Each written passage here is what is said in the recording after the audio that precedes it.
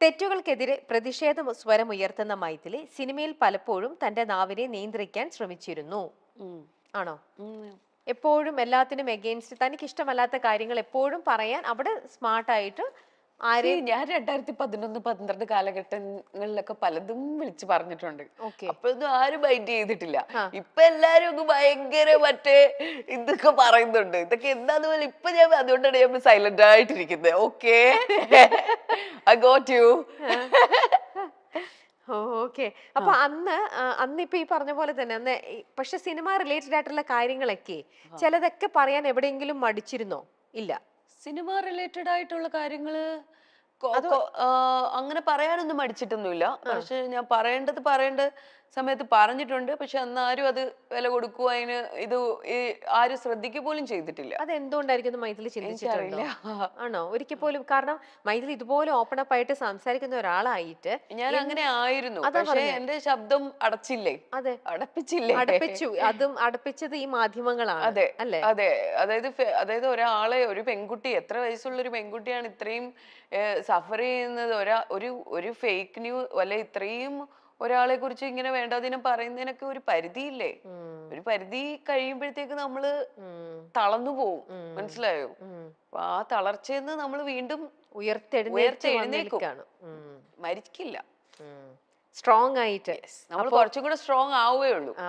അപ്പൊ ഇതേപോലെ fake news ആയിട്ടോ ഇങ്ങനെയൊക്കെ മൈഥിലിനെ തളർത്താൻ നോക്കിയ ആൾക്കാരെ ഇന്നിപ്പോ അവർക്കൊരു ആൻസർ എന്നുള്ള രീതിയിൽ വളരെ ബോൾഡ് ആയിട്ട് കംപ്ലീറ്റ്ലി റിഫ്രഷ് ആയിട്ടാണ്. എനിക്ക് ഇപ്പൊ മൈഥിലിക്ക് എന്ന് പറയുന്ന മതിലിക്ക് മാത്രമല്ല പറയുന്നത്, ഞാൻ പൊതുവെയുള്ള എല്ലാ പെൺകുട്ടികളോടുമാണ് പറയുന്നത്. എന്തൊരു ഇതിനെയും ഫേസ് ചെയ്ത് നിങ്ങള് അത്രയും നിങ്ങൾക്ക് മാത്രമേ നിങ്ങളെ സ്ട്രോങ് ആക്കാൻ പറ്റത്തുള്ളൂ. അപ്പം നിങ്ങൾ എന്ത് കാര്യം, കാരണം കുറേ സ്ട്രഗിൾ ചെയ്യുന്ന പെൺകുട്ടികളുണ്ട്. ഇത് പുറത്ത് പറയാത്തതും ഇതാത്ത കുറെ കുട്ടികളുണ്ട്. ഇതൊക്കെ പുറത്ത് പറയണം. പറഞ്ഞാൽ മാത്രമേ നിങ്ങൾക്ക് നല്ലൊരു അല്ലെങ്കിൽ നിങ്ങൾ അതിനെ ഓവർകം ചെയ്യാനും ഇത് ചെയ്യാനും ഒക്കെ പറ്റത്തുള്ളൂ. ഇപ്പൊ എന്തൊക്കെ ന്യൂസസും ഇതൊക്കെയാണ് നമ്മൾ കാണുന്നത്.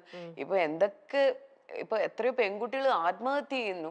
എന്തൊക്കെയാ ഈ മീഡിയാസ് തന്നെയല്ലേ ഇതെല്ലാം ചെയ്യുന്നത്? ഈ സോഷ്യൽ മീഡിയ അല്ലേ എല്ലാവരുടെയും. ഇപ്പൊ നമ്മൾ പറയുന്നത് സിനിമ മേഖല മാത്രമാണ് ഇങ്ങനെ. എല്ലാ മേഖലകളിലും പ്രശ്നങ്ങളല്ലേ? ആരെങ്കിലും തുറന്നു പറയുന്നുണ്ടോ? എല്ലാരും പുറത്തോട്ട് വരട്ടെ.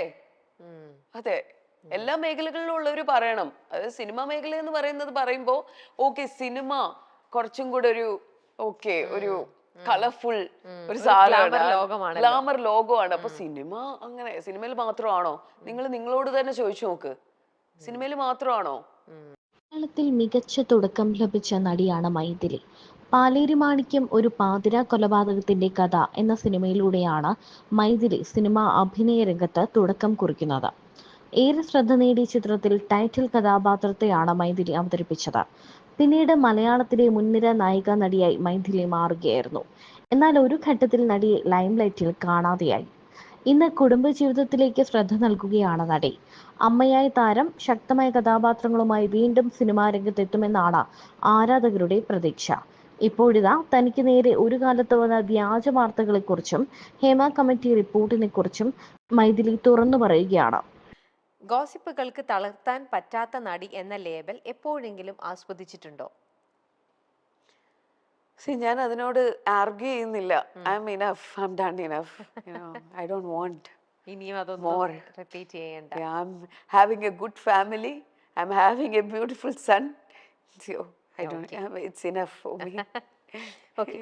വിവാഹ വാർത്തകൾ വളച്ചൊടിച്ചവരോട് ഇന്നും ദേഷ്യം മനസ്സിൽ കാത്തു സൂക്ഷിക്കുന്നു. വിവാഹ വാർത്ത മനസ്സിലൊന്നും ഇല്ല എൻ്റെ. പക്ഷെ എന്നാലും എനിക്ക് അതൊക്കെ ഓരോ ട്രോമാസ് ആണ്. എൻ്റെ ഓരോ കാര്യങ്ങളും നമ്മള് ഇത് ചെയ്യാൻ തുടങ്ങുന്നു, അല്ലെ നമ്മൾ എന്തെങ്കിലും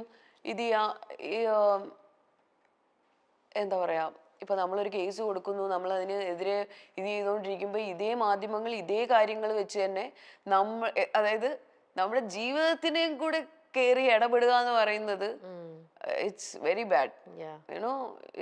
അപ്പോഴും അവര് നമ്മളുടെ പേഴ്സണൽ ലൈഫിനെ കുറിച്ച് ചിന്തിക്കുന്നില്ല. നമ്മള് കല്യാണം പോലും വിട്ട് കാശാക്കുന്ന ആൾക്കാരാണ് ഇവിടെ ഉള്ളത്.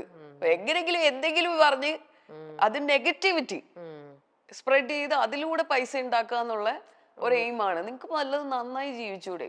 അതെ അല്ലേ? എന്തിനല്ലേ നല്ലത് എഴുതി നന്നായി ജീവിച്ചൂടെ? സത്യം.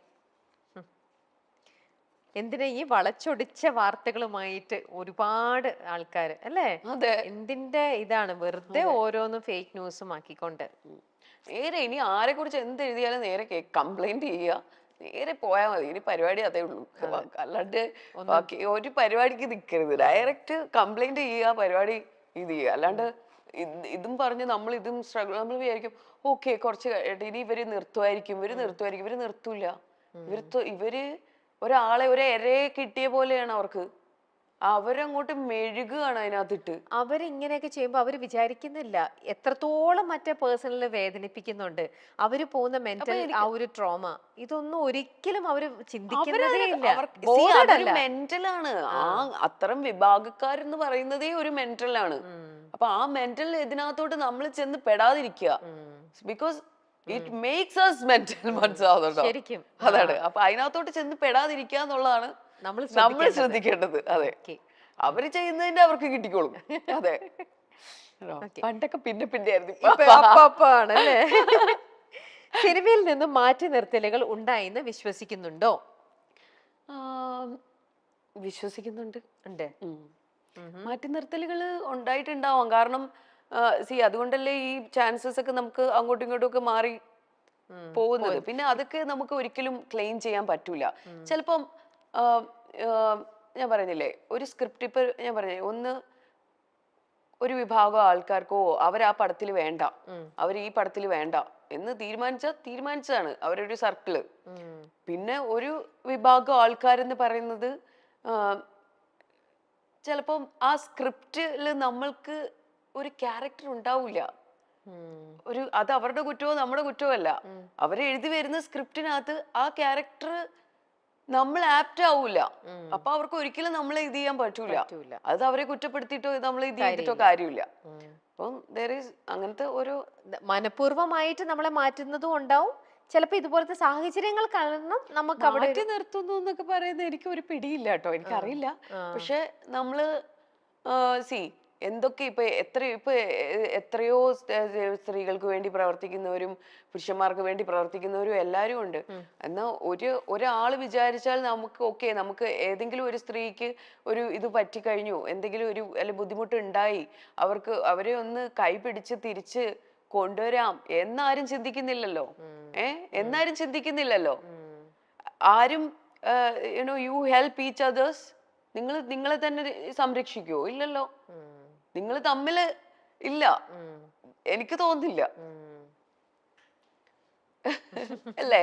What do you think? അതെ, കറക്റ്റ് ആണ്. എല്ലാരും ഇങ്ങനെ സപ്രസ് ചെയ്യാൻ എല്ലാവർക്കും ഭയങ്കര സന്തോഷാണ്. കൈ പിടിച്ച് ഓക്കെ നാളെ നീ വാ, നീ കേറി വാ എന്ന് പറയുന്ന ആരെങ്കിലും ഉണ്ടോ? ഈ സ്ത്രീ സമൂഹത്തിലുണ്ടോ? സ്ത്രീകളിലുണ്ടോ? പുരുഷന്മാരിലുണ്ടോ? അത് നമ്മൾ ഒറ്റയ്ക്ക് വരണം. ഞാൻ പടങ്ങൾ ചെയ്യുന്നുണ്ടായിരുന്നു, പടങ്ങളെല്ലാം ഹിറ്റായിരുന്നു. പക്ഷെ മാധ്യമങ്ങൾ എടുത്തുന്നത് വേറെ കാര്യങ്ങളാണ്. പാലേരി മാണിക്യത്തിന് ശേഷം ഞാൻ ചെയ്ത എല്ലാ പടങ്ങളും ഹിറ്റാണ്. ചട്ടമ്പിനാട്, ഈ അടുത്ത കാലത്ത് സോൾട്ട് ആൻഡ് പെപ്പർ, ഷിക്കാർ തുടങ്ങി എല്ലാം ഹിറ്റ് തന്നെയായിരുന്നു. താരങ്ങൾക്കും സ്വകാര്യ ജീവിതമുണ്ട്. എല്ലാവർക്കും തലയിൽ കയറി നിറങ്ങാൻ പറ്റില്ല. ഞാൻ വന്ന കാലഘട്ടത്തിൽ പ്രിന്റ് മീഡിയകൾ ഉൾപ്പെടെ ഫേക്ക് ന്യൂസുകൾ കൊടുത്തു. എന്തൊക്കെ കഥകളാണ്! കഞ്ഞി കുടിക്കാൻ വേണ്ടിയായിരിക്കും. എന്നാൽ പോലും നമ്മളെ വിറ്റ് കാശാക്കുന്നു. ഇങ്ങനെയുള്ള മാധ്യമങ്ങൾക്കെതിരെ 20ഓളം കേസുകൾ താൻ കൊടുത്തിട്ടുണ്ട്. അടുത്തിടെ ഒരു വക്കീൽ വിളിച്ച് കേസിൽ നിന്ന് ഒഴിവാക്കി തരണം എന്ന് പറഞ്ഞു. ഏത് കേസാണെന്ന് പോലും മനസ്സിലായില്ല. ഞങ്ങൾ ഒന്നും ചെയ്തിട്ടില്ല, കട്ട് ആൻഡ് കോപ്പി പേസ്റ്റ് ചെയ്തിട്ടേ ഉള്ളൂ എന്ന് പറഞ്ഞു. കേസ് പിൻവലിക്കില്ല എന്നാണ് താൻ പറഞ്ഞത്. താൻ പ്രതികരിക്കാതെയായപ്പോൾ തന്നെക്കുറിച്ച് എന്തൊക്കെയോ കഥകൾ എഴുതാൻ തുടങ്ങിയെന്നും മൈഥിലി ചൂണ്ടിക്കാട്ടി. മലയാള സിനിമയിലെ മാത്രം പ്രശ്നമല്ല, തെലുങ്കിൽ ഒരു അഭിമുഖത്തിന് താൻ പോയി. 3 സബ്ജക്ട് എന്നോട് പറഞ്ഞു. ഇന്നു മുതൽ നീ എൻ്റെ ഗേൾഫ്രണ്ട് ആണെന്ന് പറഞ്ഞു. എൻ്റെ കയ്യിൽ ഒരു റിംഗ് ഉണ്ടായിരുന്നു. ഞാൻ കമ്മിറ്റഡ് ആണെന്ന് പറഞ്ഞു. നിനക്ക് വീടും ജിം ട്രെയിനറെയും തരും, ഇവിടെ താമസിക്കണം, കേരളത്തിലേക്ക് തിരിച്ചു പോകരുതെന്ന് അയാൾ പറഞ്ഞു. എന്നെ വിൽക്കാൻ വച്ചതല്ല, ഞാൻ ആർട്ടാണ് വിൽക്കുന്നതെന്ന് ഞാൻ മറുപടി നൽകി. സിനിമ ചെയ്യാതെ താൻ തിരിച്ചു വന്നു എന്ന് മൈഥിലി പറയുന്നുണ്ട്. എന്തിനാണ് ഇങ്ങനെ ഫേക്ക് ന്യൂസുകൾ കൊടുക്കുന്നത്? നല്ല കാര്യം ചെയ്ത് നന്നായി ജീവിച്ചുകൂടെ എന്നാണ് മൈഥിലി ചോദിക്കുന്നത്. എല്ലാവരും എന്തിനാണ് നമ്മുടെ കല്യാണം പോലും വിറ്റ് കാശാക്കുന്നു, നമ്മളെ വിൽക്കുന്നു? എന്തിനാണ് ഇങ്ങനെ ചെയ്യുന്നത്?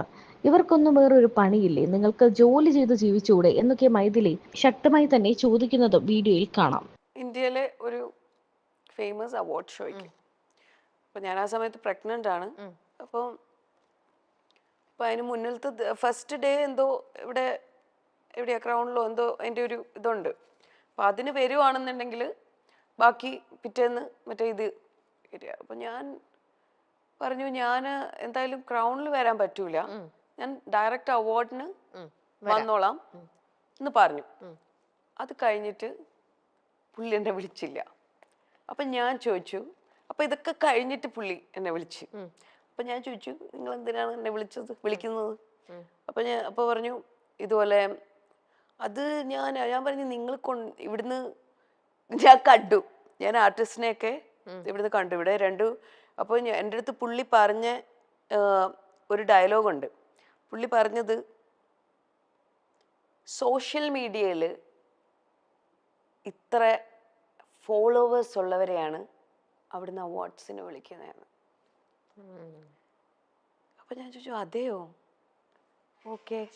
ഞാൻ പറഞ്ഞു നാണോ ഇല്ലല്ലോ തനിക്ക്, ഇത് പറയാനുള്ള നാണോ ഉണ്ടോ? ഒന്ന് ആലോചിച്ച് നോക്ക്. സോഷ്യൽ മീഡിയയിൽ ഞാൻ ഇവിടെ 1 or 2 മൂവി ചെയ്തിട്ടുള്ള കുട്ടികളാണ് ഇതിൽ പോയിട്ട് ഇതിലപ്പോൾ ഇത്രയോ കാലിബറുള്ള എത്രയോ ടാലൻറ്റഡ് ആയിട്ടുള്ള ആർട്ടിസ്റ്റുകളുണ്ട്. അപ്പൊ ആ സോഷ്യൽ മീഡിയയിൽ എത്ര ഫോളോവേഴ്സ് അനുസരിച്ചിട്ടാണ് ഇവിടെ ചാൻസസ് എന്നിപ്പോ. അതായത് അതനുസരിച്ചിട്ടാണ് ഓരോരുത്തർക്ക് ചാൻസസ് വരുന്നതെന്ന്. ഹിന്ദിയിലും തമിഴിലും മലയാളത്തിലും എത്ര ഫോളോവേഴ്സ് ഉണ്ടോ അതിനനുസരിച്ചിട്ടാണ് ചാൻസസ് വരുന്നതെന്ന്. ഞാൻ എന്ത് മണ്ടത്തരമാണ് ഇയാൾ ഈ പറയുന്നത്? അല്ലേ, നിങ്ങൾക്ക് തോന്നുന്നില്ലേ? നിങ്ങൾക്ക് കേട്ടിട്ട് എന്താ തോന്നുന്നത്? ഇതെനിക്ക് ഞാൻ അനുഭവിച്ചൊരു കാര്യമാണ്. ഒരു അവാർഡ് നൈറ്റിന് എന്താ ഇത് ചെയ്താത്തേന്ന് ചോദിച്ചതിനുള്ള മറുപടിയാണ്. നിങ്ങൾ പിന്നെന്താ എന്നെ വിളിക്കാഞ്ഞത്? നിങ്ങൾ വിളിച്ചില്ലല്ലോ, നിങ്ങൾ ഇതിന് വിളിച്ചിട്ട് ഇത് ചെയ്യാന്നല്ലേ പറഞ്ഞത് എന്ന് ചോദിച്ചപ്പോൾ പറഞ്ഞു അത് മറ്റേ ഇതാ കാര്യമെന്ന്. ആ മേലെ എന്നെ വിളിച്ചു പോയേക്കരുത് പറഞ്ഞു ഒരു കാര്യത്തിനും. എന്താ അല്ലേ, എത്രയോ ടാലന്റഡ് ആയിട്ടുള്ള ആർട്ടിസ്റ്റുകളുണ്ട്. ഈ സോഷ്യൽ മീഡിയയിലെ ഫോളോവേഴ്സിനെ പൈസ കൊടുത്ത് വാങ്ങിക്കാം. എത്രയോ പേര് പൈസ കൊടുത്ത് വാങ്ങിച്ചിട്ടിട്ടുണ്ട്. ഞാനൊന്നും പുറത്തോട്ട് പൈസ കൊടുത്തല്ല വാങ്ങിച്ചിട്ടുള്ള കേട്ടോ. എനിക്ക് ജെന്യൂൻ ആയിട്ടുള്ള കുറച്ച് ഫോളോവേഴ്സേ ഉള്ളൂ, പക്ഷെ ജെന്യൂൻ ആയിട്ടുള്ള ആൾക്കാരാണ് കേട്ടോ. ഞാൻ ഇത്ര ആക്റ്റീവ് ആയിട്ടുള്ള ഒരാളല്ല, പക്ഷെ മനസ്സിലാവുന്നുണ്ടോ? അപ്പൊ അങ്ങനത്തെ ഒരു എക്സ്പീരിയൻസ് ആണ് എനിക്ക് ഇങ്ങനത്തെ ഒരു സാധനത്തിൽ നിന്ന് കിട്ടിയത്.